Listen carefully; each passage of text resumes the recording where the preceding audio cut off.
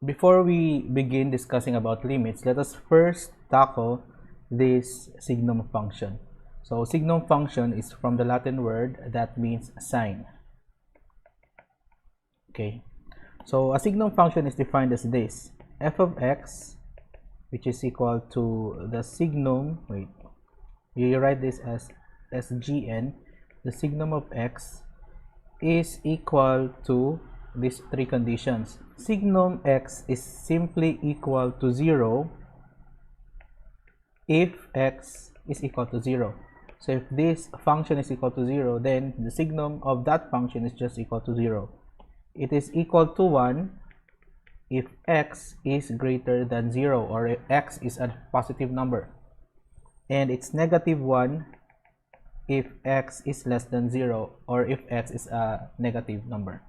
So that means for x not equal to 0, signum of x is defined as x over the absolute value of x, or absolute value of x over x.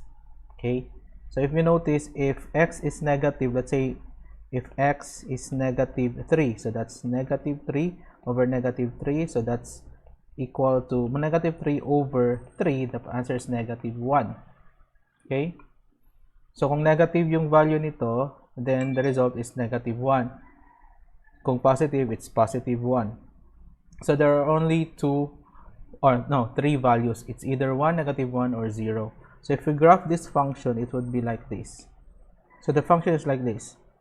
So this is at 1 unit if this axis is f of x axis, and this is the x axis, and this is negative 1 unit. Okay, so ganun siya. Siyempre kasali yung 0. When x is equal to 0, the signum function is 0. So meaning putol siya dito, no? Kung tutusin, this line will not touch the axis. It will not touch the axis. So whole na siya diha, or whole siya dyan. Same as here. It doesn't touch the axis. Ayan. So that is signum function. So let us now relate what we've learned to absolute values. So we know from definition, probably you have taken this up already, that the absolute value of x is equal to x. So dalawa ulit yung value niya. That is equal to x for positive numbers, so for x greater than 0, and that is negative x for x less than 0. So that means the absolute value of 2 is simply 2. The absolute value of 3 is simply 3, because that's greater than 0. Now the absolute value of negative 5, which is less than 0, is equal to negative 5, which is positive 5. Okay, or the absolute value of negative 2, which is equal to negative times negative 2, that's equal to positive 2. So therefore the absolute value of a real number is always equal to positive of its value. Okay, now let us relate that to the signum function. We have defined kanina that signum x this is for values not equal to 0, or for x not equal to 0, kasi dalawa lang naman yung definition natin for absolute value. So we defined kanina that signum x is equal to ito. So if you try to take a look at this, that's absolute value of x over x.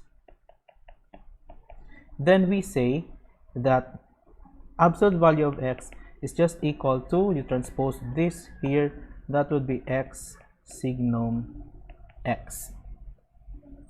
So we have absolute value of x equals to x signum x, which is precisely the same as the definition of an absolute value, diba? Because we know that signum x is negative 1 for x equal to negative values or negative numbers.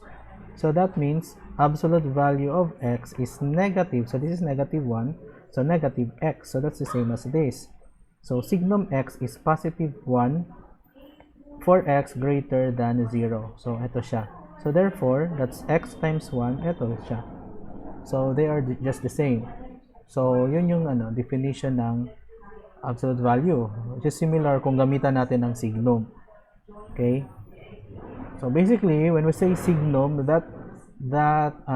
siya yung nagdi-determine or nagdi-dictate ng sign ng isang function. Okay, this time we'll talk about one valued and many valued functions. So we'll begin with this function y squared is equal to x. So we could say that actually x is not a function of y is not a function of x, right?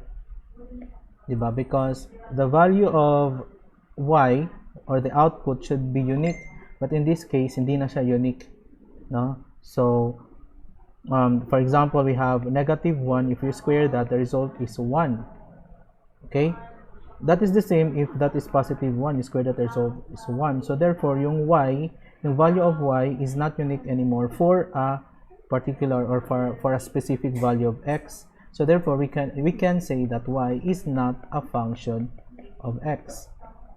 Okay, pero ito, if we have y equal to square root of x, we are defining that y is a function of x. Pero baka sabihin nyo na pareho din naman to sila, and the square root of a number is positive and negative. So that this is actually a many-valued function, but for this sake, since for the sake of our discussion sa calculus, we just need to define that y is a function of x. So since we are defining y as a function of x, we have to restrict only one value for y, for each value of x. Okay? So therefore, yung i-consider natin dito are only the positive values of yung positive na mga y. So observe natin. Let's use Desmos. Okay, using this graphing utility, first let us try y squared equals x. So this is the result of the graph. So this is not a function, or y is not a function of x, because if you draw a vertical line, it will pass at through points in the curve. So it's not a function.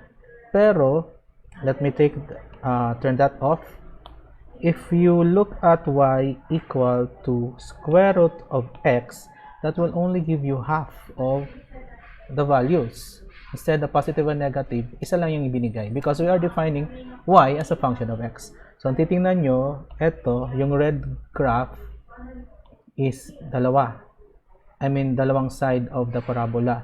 Pero yung y is equal to square root of x, only one side is considered. Okay? Yung positive lang yung na-consider. Ayan. So that's it. So in short, for functions like this, y is equal to square root of x, we'll only consider the positive value. Now, let us take a look at y equal to the square root of x squared. Okay? So remember that the value should always be positive yung gagamitin natin, because it's 1:1. So meaning, if you input a negative number here, the result will always be positive, right? For example, x is negative 1, so that will be square root of positive 1, because you square negative 1. Square negative 1, so that's square root of 1, so which is equal to 1. The same if you square negative 2, so you square that, so this answer is still 2. Okay? So whatever value you input as a value of x, the result is always positive. So therefore, we take y equal to square root of x squared as equal to the absolute value of x. Diba? So if you, kung titingnan nyo ulit through the graphing utility Desmos, let me erase these functions. Y equal to square root of x squared is this graph. It's always positive. Okay? And we compare that to y equal to the absolute value of x. And actually, you have the same graph. Ayan now, let's turn this off. That is the same. This and this, they are just the same graphs.